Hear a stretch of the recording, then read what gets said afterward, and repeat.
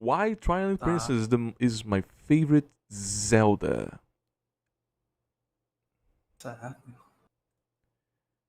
Inglês e português, já Já tá aqui. tá, né? Bom, vamos lá. Primeiro, não sei por parte do Over, mas Gosto eu bastante. adoro. Eu adoro Twilight Princess, acho um dos melhores jogos. Ele é um pouco renegado dentro da comunidade de Zelda, por quê? Porque ele não é nintendístico assim, né? De ser um pouquinho mais cel shading, de ter aquele visual um pouco mais não realista. Mesmo assim é Sim. um jogaço, tá? É um jogo excepcional, não é o meu predileto. Fica atrás de muitos outros jogos da franquia Zelda, mas é porque eu sou maluco por Zelda, é diferente. Curiosamente, queria dar um detalhe aqui, eu estou jogando o jogo do Tingle. Sim, sim, aquele Tingle mesmo, aquele duende verde de balão. E eu juro a vocês, eu fico mais irritado do que qualquer um ao afirmar que aquele jogo é bom. O 2, tá? Tô jogando o 2. Impressionante. Eu fico puto em saber que esse jogo é bom, cara. Como é que pode? Até o jogo do Tingle os caras fizeram direito. É impressionante. Mas enfim, né? Franquia Zelda, Majora's Mask, É de DS depois isso? Tears of the Kingdom. É de DS, é DS. Majora's Mask, depois Tears of the Kingdom, depois Breath of the Wild, depois Wind Waker, ou Skyward Sword, aí Twilight Princess. Eu acho que seria essa a minha sequência, tá? Ah, Igor, cadê o Ocarina of Time? Bom jogo. Ótimo jogo. Excelente Mas jogo. não. Eu botaria no top 5. The Legend of Zelda Twilight Princess is a game that garners quite a bit of Tá boa a unfair agenda. scorn, in my opinion. An oft-uttered criticism is that it is a shallow rehash of Ocarina of Time, and while it is undoubtedly true that Twilight Princess draws much inspiration from Ocarina, Tira. being a spiritual successor of sorts, the rehash criticism is what I believe to be a pretty shallow one, especially when the facets of this game's story are closer examined. To put it plainly, Twilight Princess distinguishes itself through its approach to Banido. Banido, tá? O cara mandou ali. A Majora's Mask é superestimado. Banido. theming, character Ufa, work, achei que tinha mandado alguma coisa presentation, mais ofensiva. atmosphere, and more. And it uses these Oi, elements ele to disse prop que foi mais itself ofensivo. up as what I consider to be the greatest game in the series. One that utilizes its strengths in tone and characterization to give it a very unique sense of identity. Teve remake, não teve? Não vi ninguém comentando. Remaster. Remaster. Não vi ninguém Acho comentando. que nunca teve um remake de Zelda. Ah, quer dizer, teve, né? Teve, Dois. Wind Waker. Wind Waker é muito bonito. É né? massa também. Do HD. Cara, mudou muito ali. O Link's Adventure não é um remake, né? Toma, teve. Mais isométricozinho.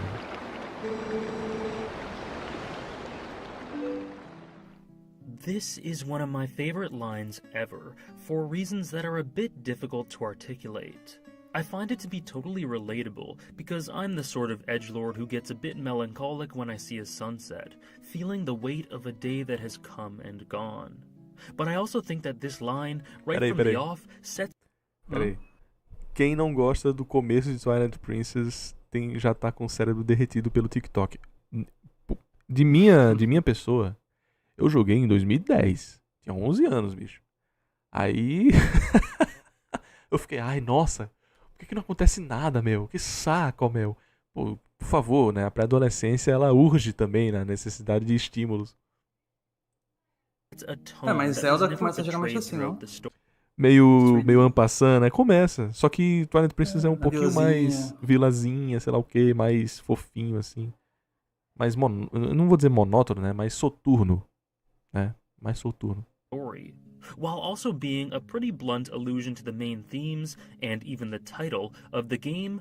This line and the subsequent explanation strikes a bit of a chord that provides the story with an innately sentimental and emotional tone right from the beginning.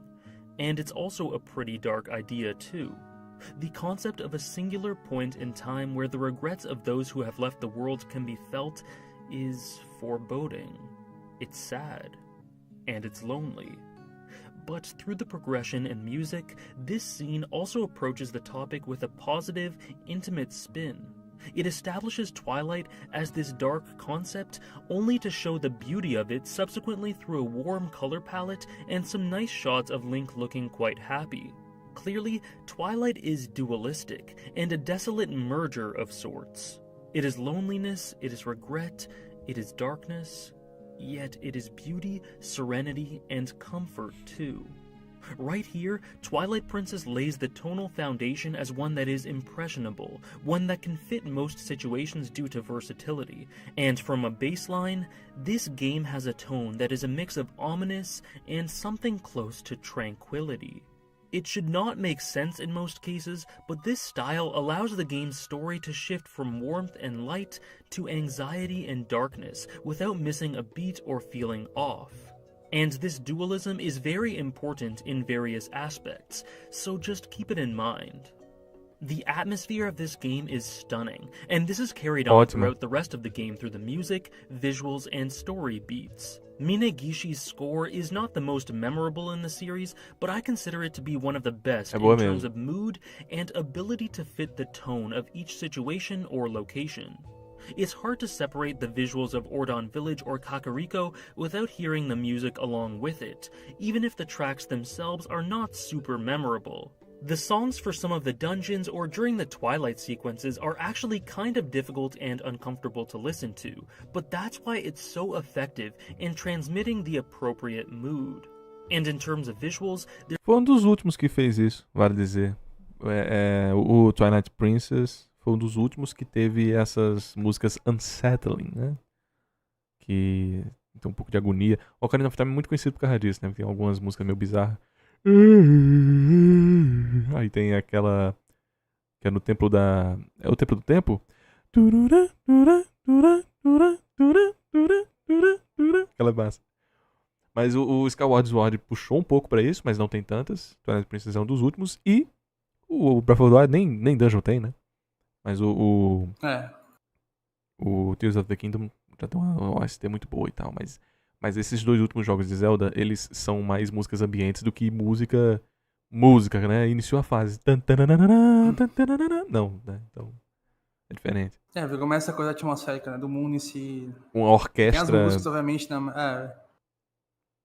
é mais assim a beleza do vento, né? Isso. Ficou um pouco Senhor dos Anéis, assim, sabe? Tipo, tem uma música que começa, aí tem uma entre-música e tem a outra música acontecendo, sabe?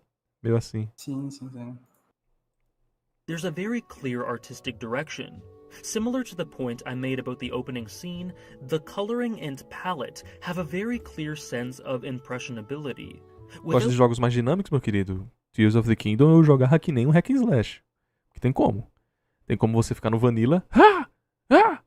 E tem como você ser um maluco. Que eu pegava, botava a bomba no escudo, jogava, pulava, dava um flip, puxava o cara pra cima, parava ele, congelava, jogava. Fazia toda a maracutaia. Porque o jogo ele tem essa versatilidade. Ele só não é prompt assim. Já nasce assim, né? Esse maluco assim. Não, você tem que fazer mesmo. Você tem que ser por suas vias. Que, sinceramente, tem gente que gosta, né? Eu. Without breaking stride, the tone of the aesthetics can be warm and comforting in beautiful locations such as Ordon Village or Zora's Domain, unnerving and anxiety-ridden in the Twilight, or a mix of unsettling and contemplatively isolating with a focus on nature.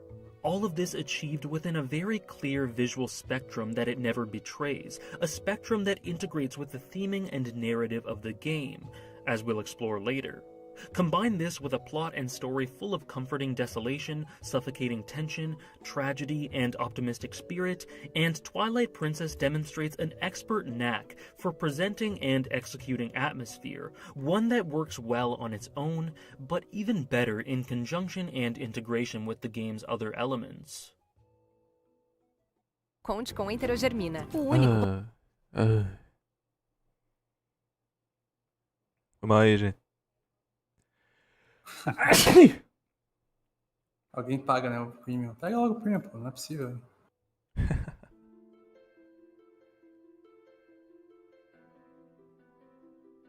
There is much more to this Twilight idea than how it merges with presentation, and with a look at how people are portrayed in the story, it can be applied to the more intimate themes of the piece. Just as Twilight is a simultaneous merger of dark and light, it demonstrates that people are dualistic, with light and dark within them. Within Link's people, the Hylians, is both the potential for tyranny and power lust, and the potential for good. Within the Twilight is both conquest and peace, a desire to conquer Hyrule as shown through the Interloper War, and a yearning for peace of mind and a simple life, as shown through the forced peace and the overall attitude of the majority of the Twilight. And Midna herself is a succinct demonstration of this. The Twilight Princess, a denizen of the Dark Realm, who comes to understand and grow close to the light. Twilight Princess applies this theme to a dualistic take on humanity that is demonstrated again and again throughout the game. However, while this story does ponder layered humanity, it is without doubt primarily focused on how the Twilight concept can be explored with regards to the nature of the setting, society, and history in Hyrule. Twilight Princess is a lonely game with an extreme focus on the in-between, of eras, of people, and of time. Twilight itself is the period between day and night, right before the sun has set, and it has profound thematic implications throughout this story through how it can apply to the theme of cycles. Cycles of control, of light and dark, of culture, and of the rising and falling of empires. So appropriately enough, this specific iteration of Hyrule is very much in between cycles.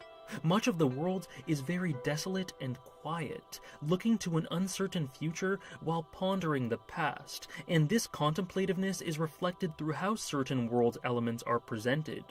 Most of the temples in this game are remnants of past civilizations, ones that had ulterior uses in ages past.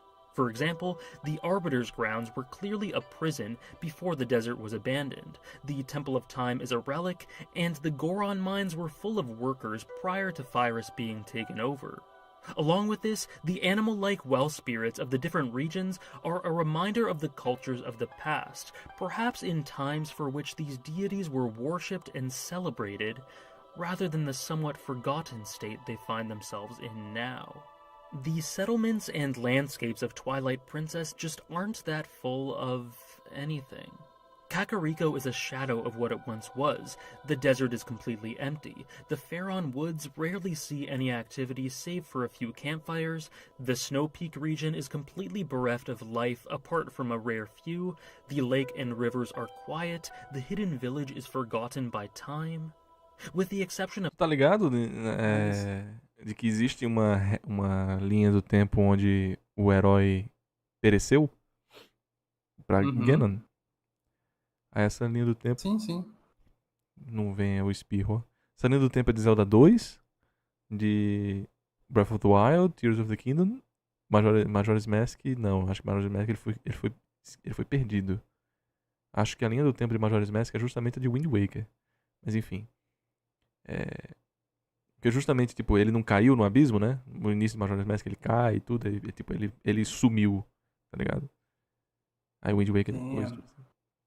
E Twilight Princess tá na lore onde o nosso querido herói perdeu. É por isso que é muito desolado, muito triste, muito fúnebre.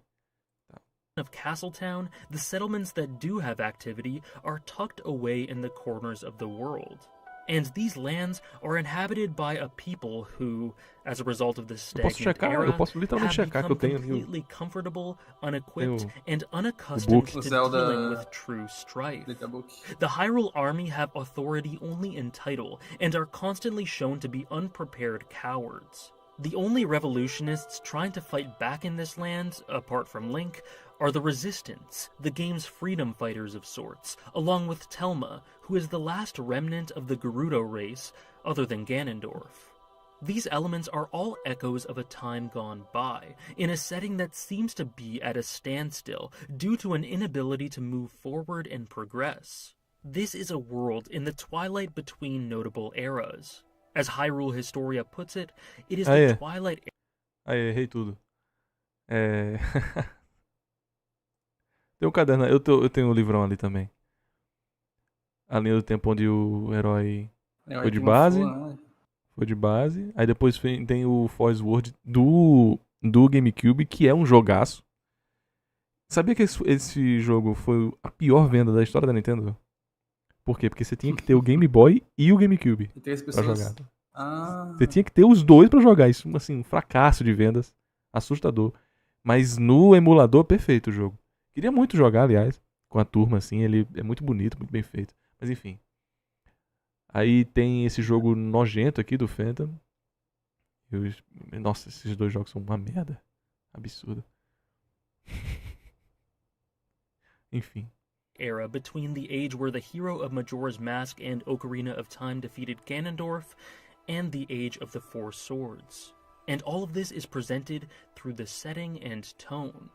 Now, of course, the Zelda series is no stranger to the concept of time and cycles as a thematic element, but Twilight Princess is as different a take on it as anything else. Whereas Ocarina fixated on time as well, it never really pondered this cycles idea much, and instead became a story about a land that prospers, then falls, and is then saved, with themes firmly focused on courage, horror, and maturity. Majora's Mask is probably the only game darker than this one, which focuses on time as well, but puts on a completely unique, oppressive, and terrifying spin on it to manage to be a complete contrast to Ocarina.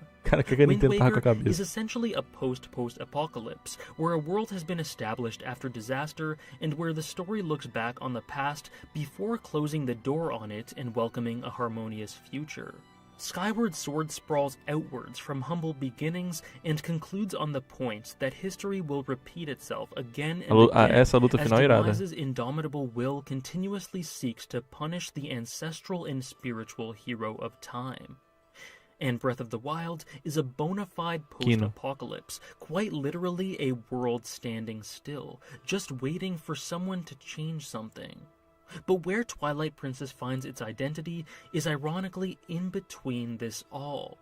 It's tonally somewhere in between Ocarina and Majora. It isn't as vibrant a world as Wind Waker. Desculpa. Aí, gente, desculpa. Desativou e foda-se, né? Tem que voltar, hein? Tem mesmo? Foi quando tava na parte do Decabook, né? Do demais aqui?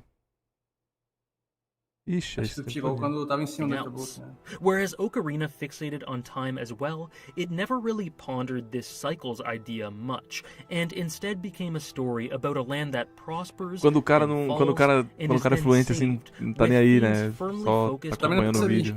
Horror and maturity. Majora's Mask is probably the only game darker than this one, which focuses on time as well, but puts on a completely unique, oppressive, and terrifying spin on it to manage to be a complete contrast to Ocarina. Wind Waker is essentially a post-apocalypse, where a world has been established after disaster and where the story looks back on the past before closing the door on it and welcoming a harmonious future.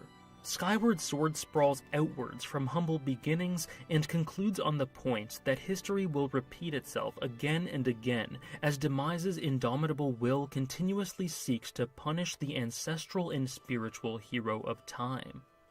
And Breath of the Wild is a bona fide post-apocalypse, quite literally a world standing still, just waiting for someone to change something. But where Twilight Princess finds its identity is ironically in between this all. It's tonally somewhere in between Ocarina and Majora.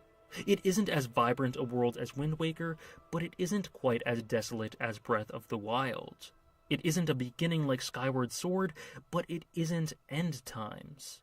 Twilight Princess's identity is that it doesn't really have a distinct identity.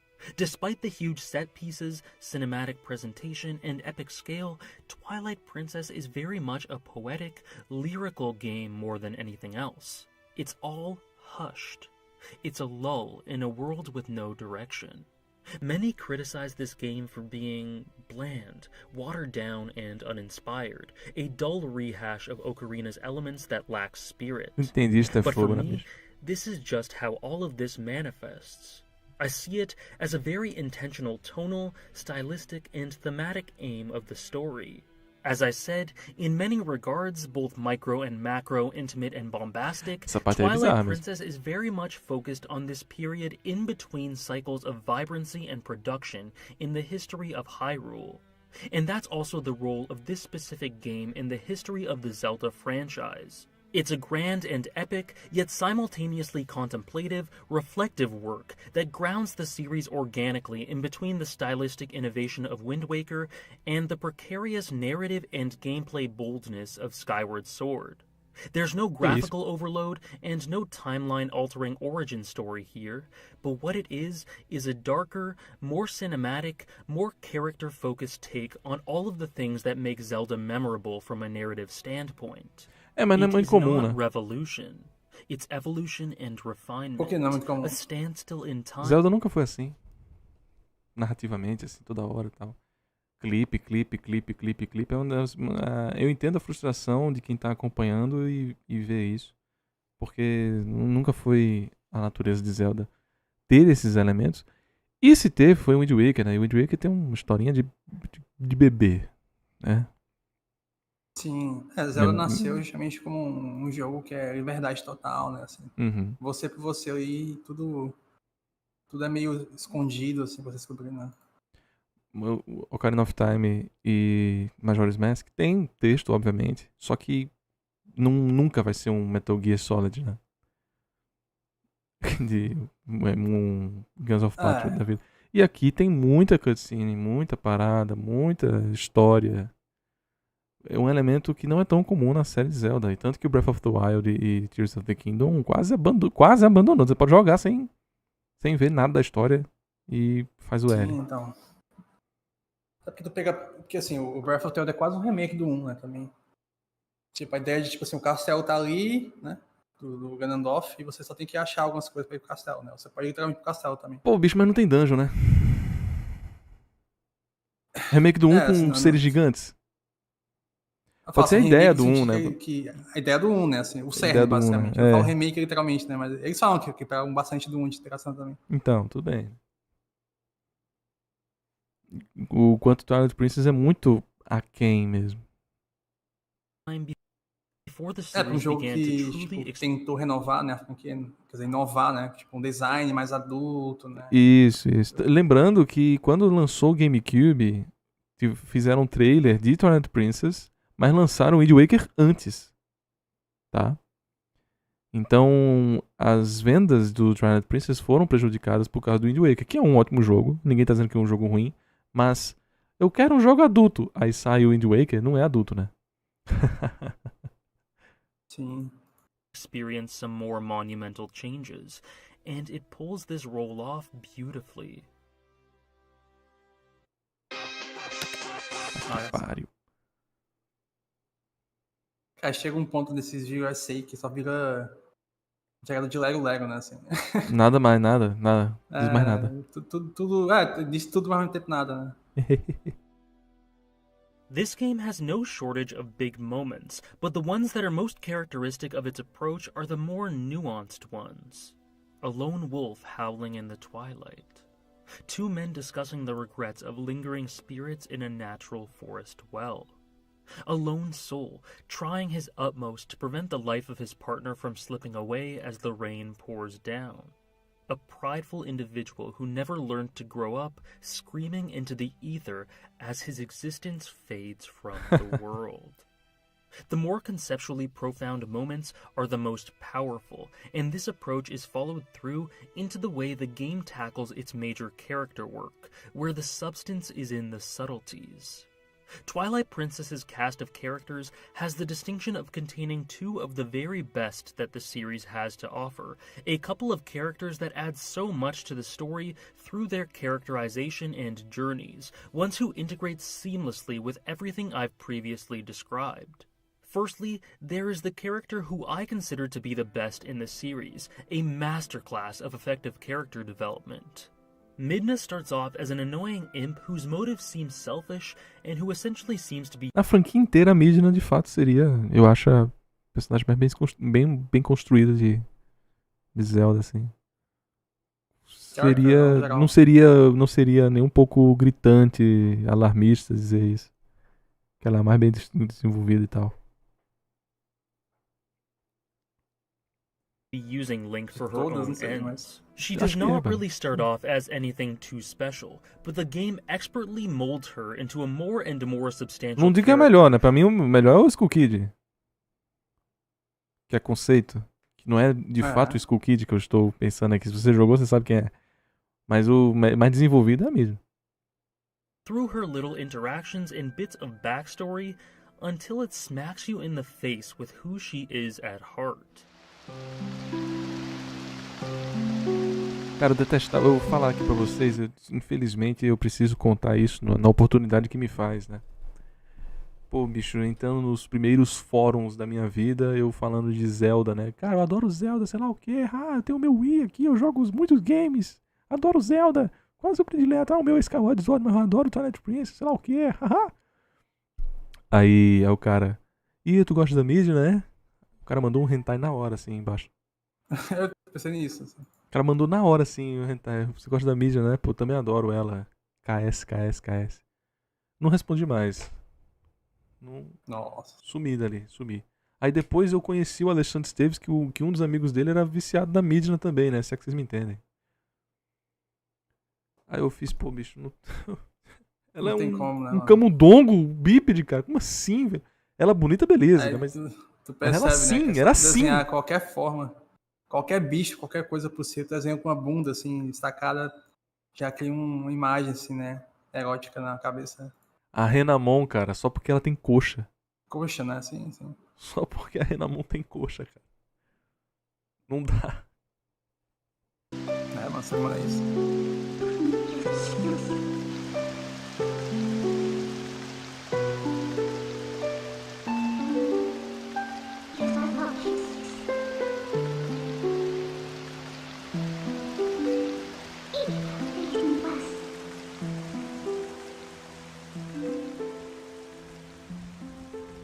O caso do Lucario 2, né? Sim. Final breaths, she begs Zelda to rescue her kingdom by protecting Link, who she originally planned to use as a tool. She had grown to care for him, and taking a snapshot of her characterization at the beginning of the game and at this moment show a stark contrast, yet it was not out of character in any sense. As described in Lore Runner's rumination of this game, Midna's development is done in a way such that the player slowly grows to like her until this moment, but it's not impossible. Sim, em Tears of the Kingdom eu estava usando o helmet dela, tá? Sim. To pinpoint the moments in the story up until then where the distaste turns into genuine investment. The game gradually, slowly peels back the layers so we can see who she is and grow to admire her. We learn that she's been doing all of this for her people, to restore her kingdom. We see how she slowly becomes more comfortable with Link, and more empathetic in general as her exterior wears away. And in retrospect, and knowing her backstory and her journey to defeat Zant and save the Light and Twilight realms, everything makes sense. She grows a real bond with Link, and their relationship becomes genuine and very heartwarming to witness.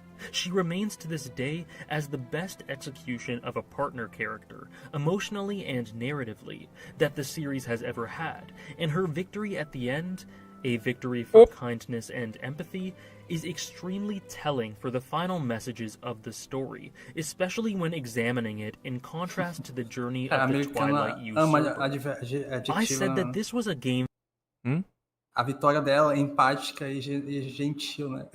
É que a americana adora colocar adjetivo em tudo, né? Gosta. Isso aí vocês podem perceber com facilidade, cara. Gentileza é uma parada que americano... eu não sei exatamente o porquê, tá? Coloca assim pra bater, né, a meta. Mas isso é verdade, eles usam muito adjetivo, assim. Aqui a gente usa muito humilde, né? A gente usa aqui muita humildade. Porque sabia que humilde, mais pra lá, é um pouco de estratificação, assim, você é uma pessoa humilde, né? Já escutou isso, assim? Você é uma pessoa humilde. Estratificação. De, tipo, você é humilde porque você é pobre, entendeu? Você é humilde. Aí aqui humildade nunca... Não tem essa conotação, foi meio que trazida pra nós. A conotação de humildade como uma coisa... de pobretão, assim. Faz sentido. focused on cycles, but here I'm going to add one more element to that through a small bit of musing on the Twilight, Zant, and Midna. Cycles of power. Midna essentially won through her good intentions, kindness, connection, altruism, and empathy, and went on to rule and lead the Twilight Realm into a harmonious future. That, in itself, says a lot about intent, society, power, and sustainability of success when it comes to leadership. But what reinforces this message through contrast is how the game muses upon Zant. Simply put, Zant is brilliant. He is completely unconventional, especially in terms of Zelda characters, and he works so well because of this unorthodox nature. The nuances of why he's so great are described very well in that Lore Runner video that I mentioned, but... Então, o Zant, ele funciona pra Twilight Princess, mas ele é forçadinho, né? Podia ser menos, né? Muito... Podia ser menos. A gente já entendeu que ele é mimado, já entendeu. But I'll do my best to sum it up here as well. Zant is introduced to the game as a stoic, cold, unemotional villain. He seems to resonate an aura of power through his early actions and demeanor, mas depois ele but fica by the time the climax of the story comes around, it becomes clear that this was all entirely artificial. Zant simply wants power and control. He's greedy and desperate for it, and he puts on a falsely calm facade and an illusion to appear like he's in control and emotionless like he imagines a dark, powerful lord would be. Tipo, eu gosto do fato, eu gosto de uma coisa do fato do Zant, vocês viram aqui recentemente, recentemente não, parece até que faz um tempão. And he puts on a falsely calm clear that this... Aqui, ó, vocês veem que o design dele é qualquer coisa, qualquer ser da cidade dele. Wars, né? Isso eu acho interessante porque dá um ar de comum pro Zant, tem ainda mais um poder simbólico dele justamente não ter esse atributo de ser o Messiah, sabe? Ele é mais só um da vila dele. E transposto pra superioridade de um helmet irado que ele tem, né? O capacete dele, assim, ele precisa se expor como um ser incrível, né? Interessante. He's greedy and desperate for it, and he puts on a falsely calm facade and an illusion to appear like he's in control and emotionless like he imagines a dark, powerful lord would be. But it's all a lie. He's a fraud.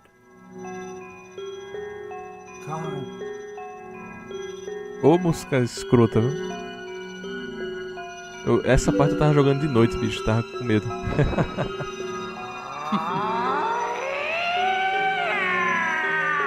Olha a voz dele, tá ligado?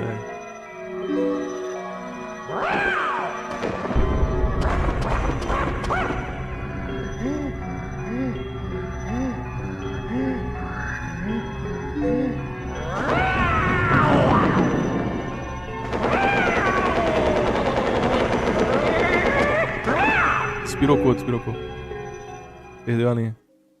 People show their true nature when they're exposed to the most difficult situations, and Zant is, at heart, a spoiled, immature, pathetic child who throws a tantrum and completely loses it because things stop going his way.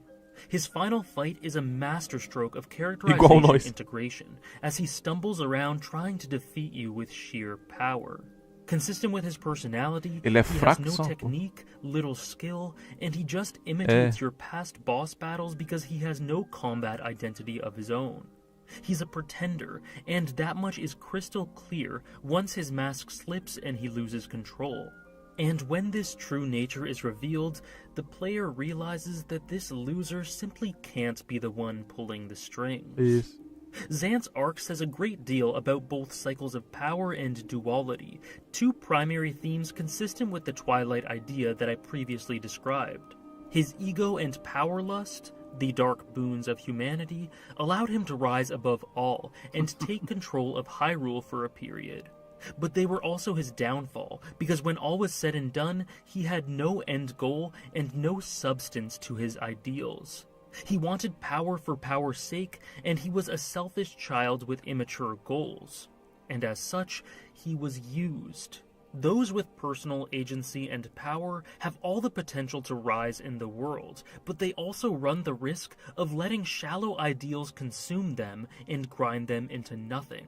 They run the risk of being ultimately stepped on and used by those more intelligent and pragmatic than them, and they will ultimately fail, exposed as the children that they are. Such is life, and such is the duality of cycles and ambition. Zant and Midna are both terrific characters in a vacuum, but their strengths are accentuated in this story because of how the themes associated with them integrate with the messages of Twilight Princess. However, the King of the Gerudos uses all of that to his narrative advantage.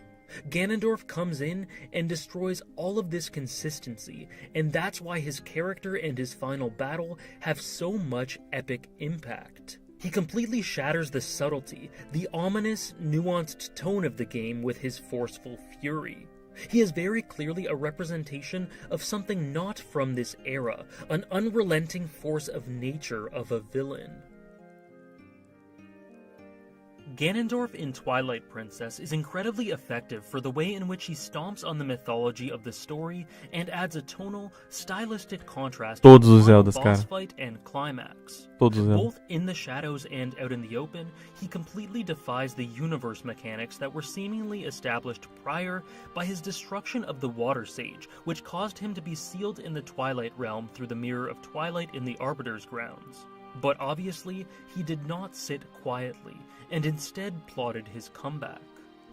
His defiance continues as he manipulates Zant in order to reach his ends, tempering the flames of his ego to have his puppet's influence grow stronger, surpassing and crushing the peaceful dynamics that had been ultimately established between the Twilight and Hyrule for years after the Twilight had been banished from the Light Realm. And that really matters, thematically and in canon, because he completely altered the way this world functioned, and shattered and opposed the quiet solitude of the Twilight era. He caused true alterations in the politics of the setting, elevating him and establishing him as a character who is able to change a seemingly unchanging world. And then, as I said, this thematic power of the character follows through in the conclusion. Twilight Princess never strays from this nuanced approach and the thematic focus on cycles, duality, and the subtle in-betweens of life, visually and narratively. But Ganondorf's sheer impact sticks a knife through it all, and gives the final fight a metric ton of power, turning it into what I believe is one of the best final fights of video game history, and concluding on a note that isn't just complete and total badassery, that isn't just a defeat of evil, a luta é boa. Of life and society's order. A luta é boa, mas Tears of the Kingdom é a melhor luta, fácil. New cycle of prosperity and rebuild. E o Majora? It can move past this Mas Tears of the Kingdom é muito phase foda. And enter a new era. But what entices me most about this game isn't really the promise of a hopeful, great future. It is everything that's presented beforehand. A deep and integrative sense of theming and presentation, an atmosphere so enticing and ethereal, a pair of wonderful and resonant characters, and a narrative that steadily grows in tension until Ganondorf provides a hammer blow of a final fight, ending the whole thing with the largest of exclamation points. It's a work that understands the melancholy of times gone by and taps into the volatility and dualism of existence, and how people feel about all of that. Due to all of these reasons and more, Twilight Princess stands just a little bit above Majora's Mask as my favorite Zelda of all time, and I really hope that this video has given you some insight as to why I feel that way. Pra meia hora tá normal demais esse vídeo. vídeo. Feelings on this video, this game, and your thoughts on the Zelda series as a whole. Pra meia hora foi vídeo ok. What some of your favorites are and why. Anyways, many thanks for watching and... mecânico, né?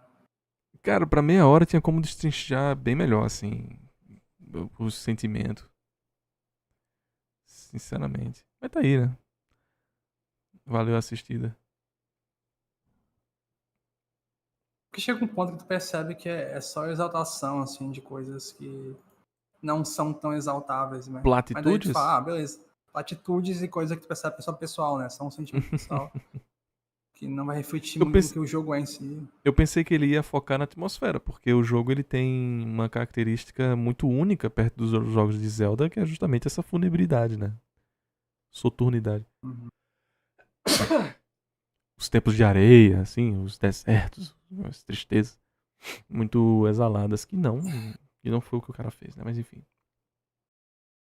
Meu nome é Over, sou Ademir da Baleia Azul, mas atualmente sou conhecido por ser uma reconstituição perfeita de um Cro-Magnum.